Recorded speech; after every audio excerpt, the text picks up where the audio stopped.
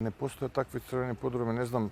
Мислам дека господинот Ахмети е обкружен со луѓе кои што во целиот овој период го доведува во една ваква ситуација да верува во фантазија, а не во реални работи.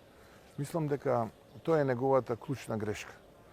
И многу пати во минатото кога сме се среќавале сум се обидувал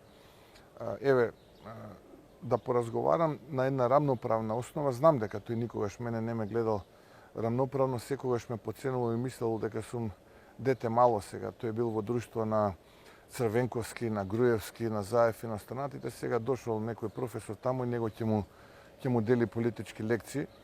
Знам дека така ме доживуваше охрабрено тие неколкумина млади околу него кои што го величаа и му кажуваат тоа што сака да слушне, сега па му кажуваат некои фантазии кои што немаат никаква врска со реалноста. Но мојата порака е дека не постојат подруми. Се е транспарентно.